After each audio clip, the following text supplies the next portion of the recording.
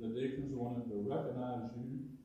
I know you are a woman that don't like to be recognized, but we do have a certificate that Ed will bring back and give to you.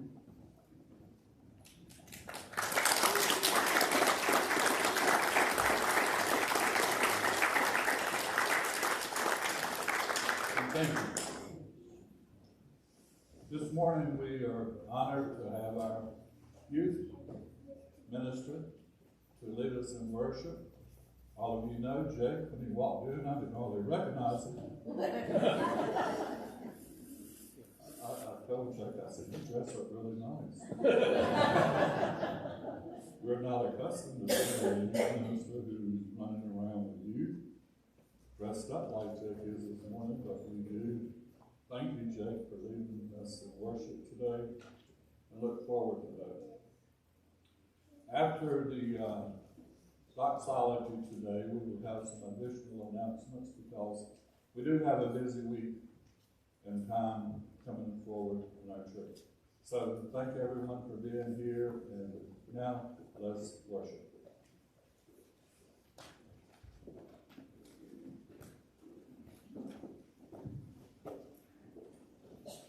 Good morning. Good morning.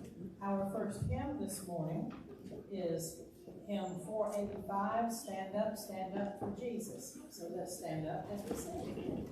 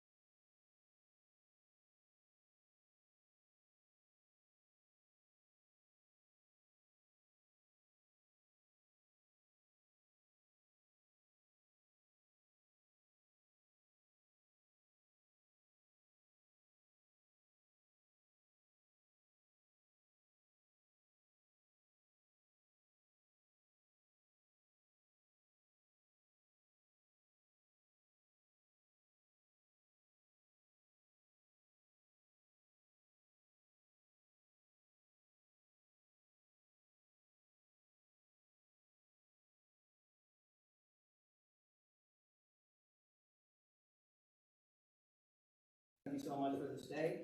Thank you for letting us be able to come together to worship you, to glorify you, and to praise you. God, I pray that you bless us through this worship service. Let your spirit move throughout the sanctuary. God, I know this may sound crass, but please shut me up, move me aside.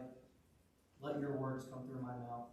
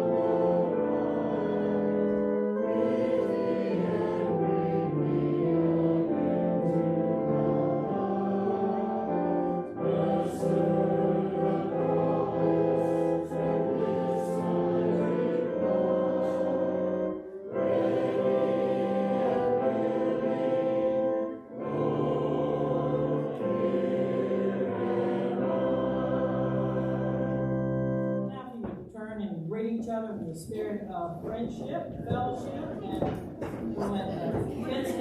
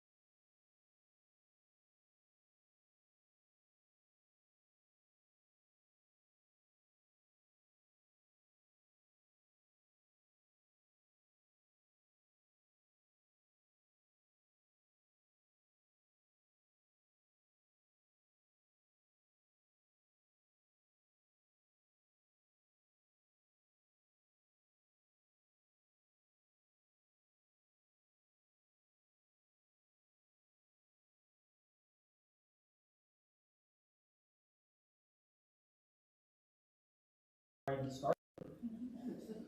That was fun.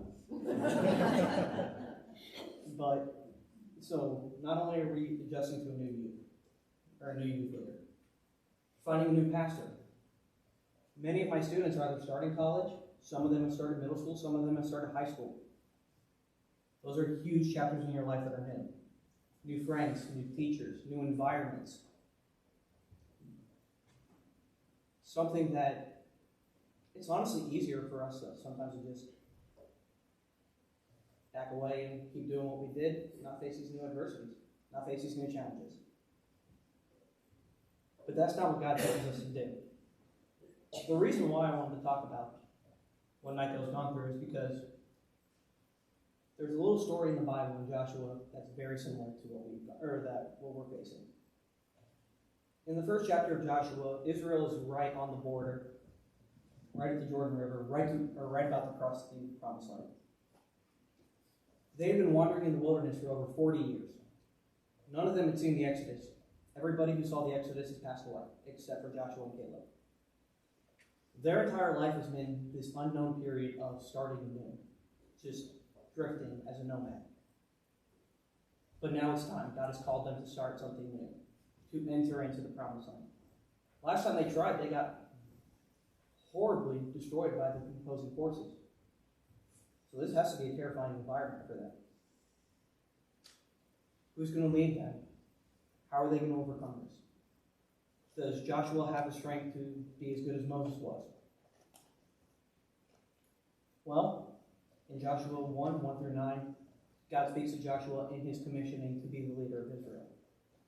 And in this he says, after the death of Moses, the servant of God, the Lord said to Joshua, the son of Nun, Moses' aide, Moses, my servant, is dead. Now then, you and all these people get ready to cross the Jordan River into the land I'm about to give them, to the Israelites. I will give you every place where your foot, as I promised Moses, where you set your foot as I promised Moses. Your territory will extend from the desert to Lebanon, and from the great river, the Euphrates, to all the Hittite country, to the Mediterranean Sea in the west. No one will be able to stand against you all the days of your life. As I was with Moses, so I will be with you. I will never leave you nor forsake you. Be strong and courageous, because you will lead these people to inherit the land I swore to their ancestors to give them. Be strong and courageous. Be careful to obey all the law my servant Moses gave to you. Do not turn from it to the right or to the left, that you may be successful wherever you go. Keep this book of the law always on your lips. I'm sorry about that. Meditate on it day and night, so that you may be careful to do everything written on it. Then you will be prosperous and successful. Have I not commanded you? Be strong and courageous. Do not be afraid. Do not be discouraged. For the Lord your God will be with you wherever you go. Obviously, one of the biggest themes that has popped up in this is be strong and courageous, which also happens to be probably one of the most famous phrases that you'll see in the Bible. You'll see it on coffee mugs, on motivational posters. Shout out to Rick Talley for having the Hebrew word for strength on one of his favorite shirts that he uses for you. The reason why we see it all the time is because it's necessary. It's easier said than done, but it's something that we need reminding of. Because if we're not strong, how do we continue, like I said at the beginning? Now, here's a time for Jake's little nerdy rant, and why you'll see why Trent and I really got along. The word for strong in Hebrew is chazak. It doesn't simply just mean strength like the way we would think about it. It's not muscle strength. It's not toughness. It's not grit. It's not perseverance. It's a reflective, it's a causative word. It literally means, if you look in the dictionary, to strengthen oneself. So a better way for us to think about this would, instead of being toughen up, show your strength, be dominant, or be strong, lift yourself up. Trust in your own strength. Trust in the strength God has given you. Trust yourself. To be courageous. To believe in yourself. Like I said earlier, in this passage, Israel is right on the border, the Hebrews are right on the border of the Jordan, about to cross into Canaan, which would now be known as Israel or Palestine. They have not witnessed the mighty deeds of God. They are nervous. They're afraid. And for good reason. Why should they? As I said last time, their parents tried to invade Canaan. They got decimated. They ran and fled. Actually, twice. Once before they fought, and then they tried to fight after God told them he wouldn't be with them. And then they were beaten so bad they had to flee. So why should this be any different? Why should we be strong when we are starting a new beginning, or when we're in a challenging position in our lives? The answer is simple, and this is, if there is one thing you learn from this, that you take away. We can be strong because God is always with us. God's presence will always give us strength. Which means we can always be strong because God is always present with us. Throughout this sermon, we're going to look again through this passage. We'll see the 3 ways that God is always present with us, and how those 3 ways will give us strength. So again, I want to look verses 3 through 6, as God tells Joshua, I will give you every place where you set your foot, as I promised Moses. Your territory will extend from the desert to Lebanon, and from the great river, the Euphrates, all the Hittite country, to the Mediterranean Sea in the west. No one will be able to stand against you all the days of your life. As I was with Moses, so I will be with you. I will never leave you nor forsake you, because you will lead these people to inherit the land I swore to their ancestors to give them. The first way we see God's presence is that he's always with us through his promises. That might be a little too abstract. Like, it sounds weird. How can somebody be present through their promises? But again, point back to this group. They are not the ones who saw the Exodus. They're not the ones who saw the plague. They were not the ones who crossed the Red Sea through the sea being split. Sure, they heard those stories from their parents and grandparents, but they weren't there. They were born in the wilderness. They were born during the time of punishment, during the time of waiting, the unknown. They would see, there's certainly a few miracles that are in the book of Numbers and later ends of Leviticus and Exodus, but for the most part, their miracles revolved around seeing the presence of God, seeing a ball of fire lead them where they were supposed to go, and then stop where they were supposed to place a tabernacle whenever they rested. So all they have are promises and stories their parents told them. So God reminds them again of the promises that he fulfilled with them. They are at the Jordan because he promised Abraham and he promised Moses that they would be there. They are the chosen people because God had promised their forefathers. Just by them being where they are and being called chosen people, being given the commandments, already shows that God is with us with them through their promises. So he promised Abraham, he promised Isaac, he promised Jacob, he promised all Jacob's sons. Several hundred years later, there they are. The promises have been kept. The promises are always here. So God reminds them that he's been with them, that A, he's fulfilling his promises, and B, he's renewing an old promise that he made with his patriarchs by saying the exact words of, I will never leave you nor forsake you. The same thing he said when he challenged, or when he commissioned Abraham to be the first patriarch. This is huge for people who may or may not believe that God keeps his promises and are wondering whether he will or not. I'm going to challenge you all to picture something. Now, knowing my audience, this may be a little hard for some of you all to think about, but bear with me. If you all could close your eyes for a second. I want you to picture you're 19 years old. I know, that was a long time ago. You're going to college, one of the biggest new chapters in your life. Actually, you hear from teachers is that other than your wedding, that's probably the biggest chapter in your life you'll experience, at least for a young man. Instead of going in-state, you go out to North Carolina, and you go somewhere out of state.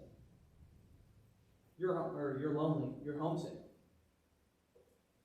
You've never been away from your family, let alone in a different state. Your roommates are inexistent. You don't really have many friends.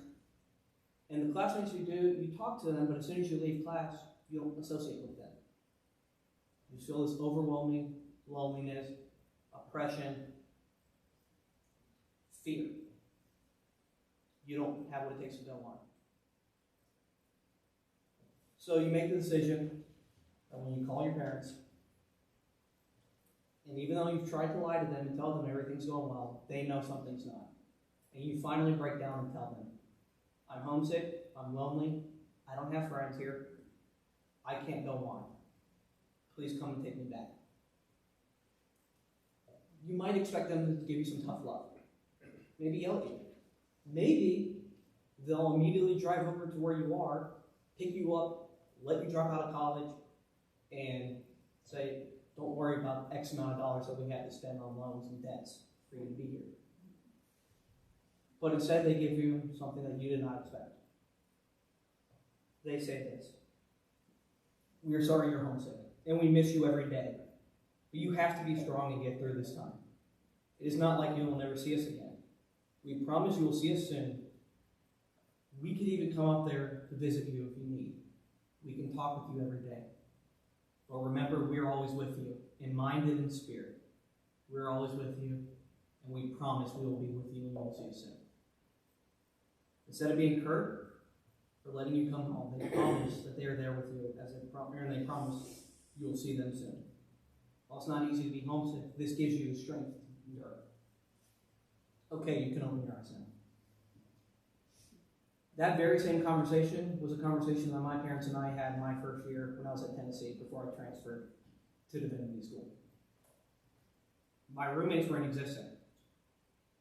I was lonely. I was 5.5 hours away, and the people who I went to high school with were in different dorms, so they had their own friend groups. And believe it or not, despite being somebody who's in ministry, I can be a very painfully shy person. So, being in a new environment like that was terrifying for me. I wanted to come home. I wanted to give up. But when my parents told me that, it gave me the courage to keep moving on. It gave me the strength to be able to endure. And because of that strength and because of that promise, I was able to find a campus ministry. I found a community. And through that community, I found my calling to come to ministry. It relit my fire for Jesus. Without that phone call, none of that would have happened. I wouldn't have gone to the divinity school. I wouldn't have found my passion for youth ministry, and I wouldn't be here talking to you right now. So I give a lot of thanks to my mom and dad, who they did not know I was about to mention that in the sermon. It's not the only time, by the way. I'm sorry.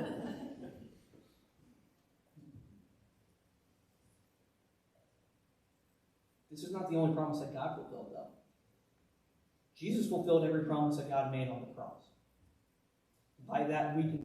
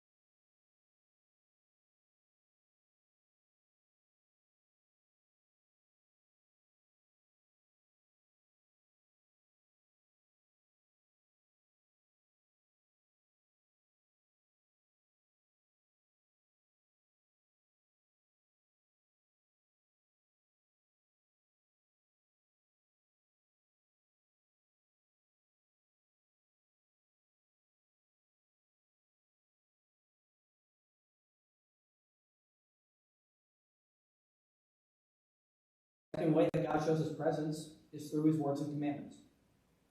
Now, when I first read that and I thought about it, I questioned my conclusion a little bit. I was like, isn't that a little legalistic to say only if you obey these commandments that God will be present?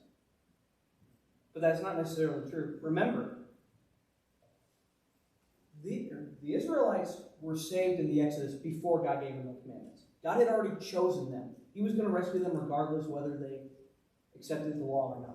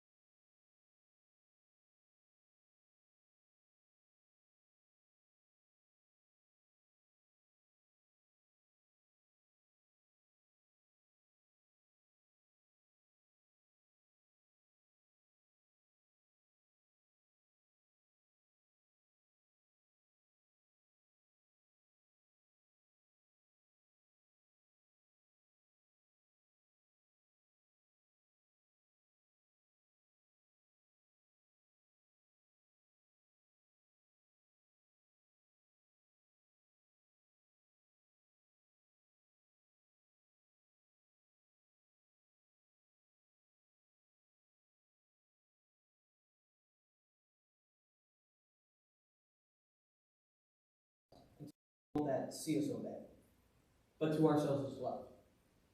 When we grow in the Word, we grow in God. Pope Leo the Great, one of the greatest early church figures, said this about the importance of obedience. When it comes to obeying the commandments or during adversity, the words uttered by the Father always should echo in our hearts and in our ears. This is my Son, the Beloved, in whom I am well pleased. Listen to him. Or to say it differently, when we obey, we are the body of Christ, and we are acting as the body of Christ, which would mean Christ is present with us.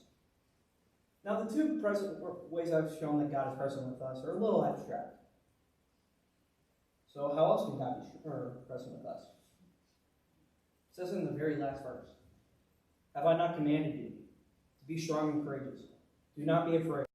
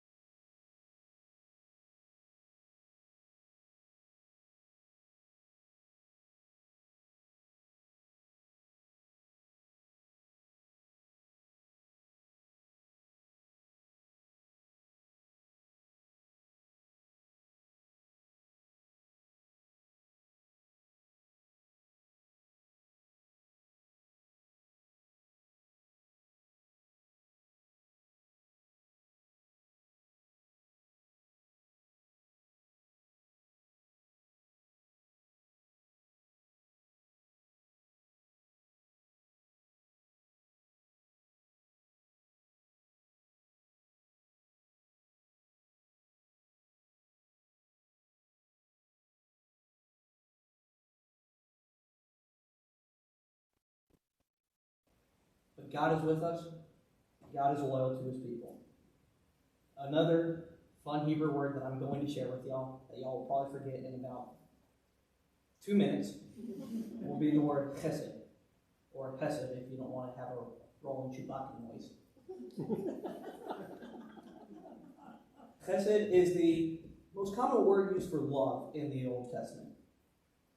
But it means so much more than that. It is a multi-layered word. It can mean kindness, acts of goodness, acts of grace, acts of mercy, mercy in general, grace in general, love, and loyalty. I want to go back to the love part because of how important that is. If you notice, one of the things that was said in all those in all those definitions is acts. Well, when you look up in a lexicon or in any Hebrew dictionary, it doesn't just say love. It says love in action. It is a constant actional love. It is a constant actional idea of love. That's why the famous psalm, on Psalm 36, where it says, give praise to the Lord, for he is good, for his love endures forever. It's not just, there's no word for endure in that psalm. In fact, if you literally translate it, it's for his love forever. But because that word hesed is an actual love, it's not just saying that God has love for you forever. It's that God is always loving you. God is always there. But I want to take that and rephrase it. Give thanks to the Lord, for he is good. For he will always be merciful to you forever. Give thanks to the Lord, for he is good. For he will be gracious to you forever. Give thanks to the Lord, for he is good. For he will show kindness to you forever. Give thanks to the Lord, for he is good. For he will always be loyal forever. Tim Keller said, to stand in the presence of God, that is what the gospel is. The gospel is not primarily about forgiveness. It is not primarily about good feelings. It is not primarily about power. All of those things are byproducts and sparks, but it is primarily about the presence of God. With presence,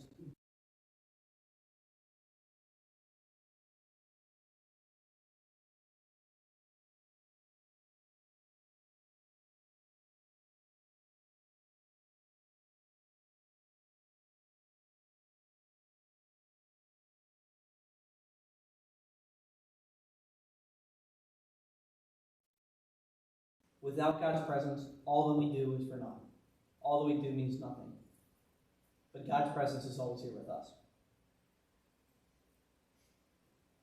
So again, I must ask, how can we be strong?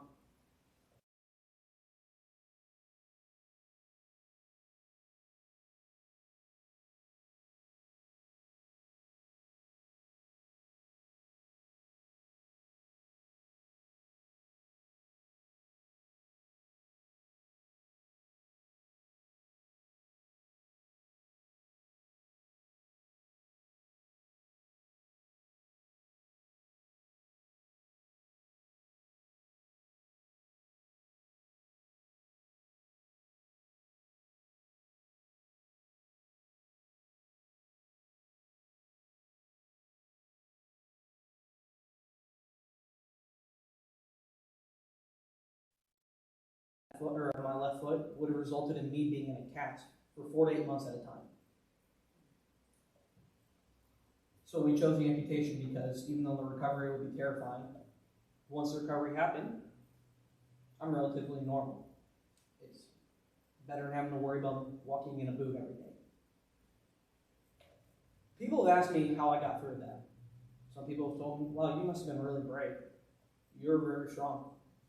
And while I would, because I was a high school boy, love to hear that because it inflated my ego, that's not true.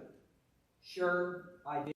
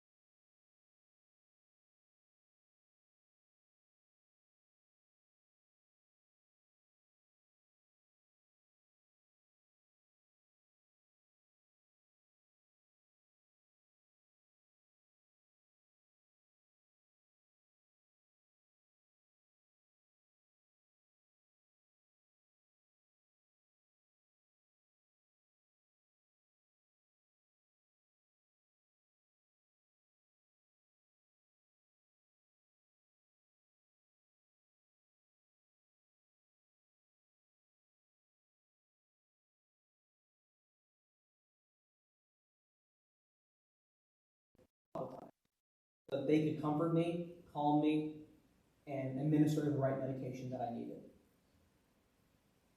Because their presence, because of how they walked with me, gave me the strength to be able to go on. Gave me the courage to say, I can do it. Now, I'd like to tell you that my presence with God, or my relationship with God was perfect at this time. It wasn't. As I said in my interview when I was being interviewed, I actually left the faith because of this, much to my family's chagrin. But now that I'm back, now that I'm as a minister, looking back on that story, when I was thinking about this sermon, it truly dawned on me that even though I didn't believe in God and I rejected Him at that point, God was showing me that as my parents were present, He was present with me too. And let me realize that as much as my parents were present with me and as much strength as they gave me, how much more God has given me. How much more God has equipped me. No matter who's with us, God will always give us more. God will always be with us. We do not have to endure our problems alone. He's with us, giving us the strength and the courage to be able to endure. Thank you.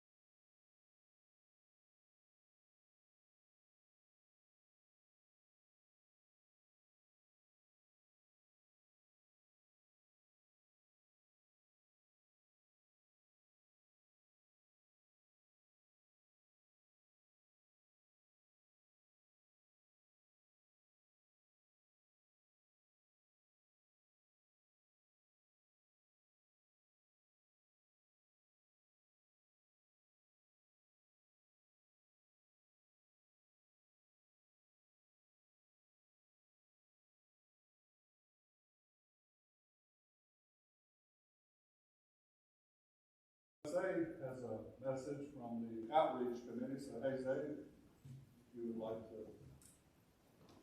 Will do. You guys want me to go up there so you guys all can see me or?